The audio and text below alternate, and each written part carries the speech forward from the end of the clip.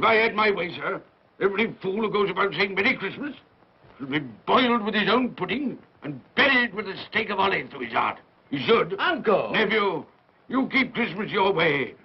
Let me keep it in mine. Ah, that Ebenezer Scrooge is the quintessential Christmas crank. Ah, bah humbug. Maybe he was just suffering from a little something called post-traumatic embitterment disorder.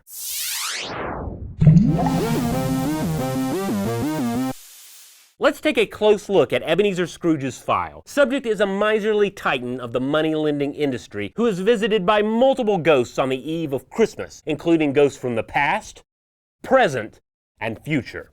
To say that Scrooge is bitter is an understatement, and this is perhaps why. Scrooge's mother died in childbirth. He was abandoned by his father. He soured an engagement to a woman he loved, and every Christmas Eve, the anniversary of the death of his only friend Jacob Marley, he's reminded of all of his losses and his deep sense of loneliness. This, it would seem, would qualify him as suffering from post-traumatic embitterment disorder. In a 2003 paper published in Psychotherapy and Psychosomatics, psychiatrist Dr. Michael Linden compared PTED to post-traumatic stress disorder, or PTSD, except those with PTSD suffer intense fear and anxiety after experiencing a life-threatening event. He noted that those with PTED were mentally healthy people until a triggering event shattered their basic beliefs and caused them to cast away their core values. According to Linden, the core criteria of PTED are as follows. Number 1, a single exceptional negative life event precipitates the onset of the illness. Number 2, the present negative state developed in the direct context of this event. 3, the emotional response is embitterment and feelings of injustice. 4, repeated intrusive memories of the event. 5, emotional modulation is unimpaired. Patients can even smile when engaged in thoughts of revenge. And 6, no obvious other mental disorders can explain the reaction. So how did our subject pull himself out of this debilitating PTED funk? Why, psychotherapy, of course, in the form of the 3 ghosts of Christmas. The ghost of Christmas past, the ghost of Christmas present, and the ghost of Christmas yet to come. Clinical and forensic psychologist Dr. Stephen Diamond posits that the ghost could be a manifestation of Scrooge's unconscious, effectively ushering him through a kind of psychotherapy boot camp. And they really put him through the paces. Scrooge sees the errors in his past, how he allowed his love for money and power to eclipse his love for his fiancée. He observes the present, one featuring Cratchit's sickly son, Tiny Tim, who is in desperate need of medical care that the family cannot afford. And here's the kicker. He gets a preview of the future, one where little Tiny Tim dies and Scrooge's own lonely death crowns the hollow achievement of a fortune amassed. Sure, a few ghosts of the mind can walk you on a path to redemption, but it may have taken Scrooge hitting rock bottom emotionally to have that epiphany that his time on Earth wasn't about amassing a fortune, but rather about contributing to the greater good. But maybe it's just that Scrooge hit rock bottom. John Skalski and Brigham Young University psychology professor Sam Hardy conducted a study of 14 people who underwent important life changes. The parallels they found with the participants in Scrooge is that they had all hit rock bottom in their lives. They couldn't experience profound, sudden, and lasting change without having the rug pulled out from under them, either emotionally, physically, or economically. Of course, another explanation for Scrooge's change of heart is that someone may have just spiked his gruel. Hey, if you enjoyed this video, be sure to check out these 3 videos as well. And don't forget to visit us at stufftoblowyourmind.com.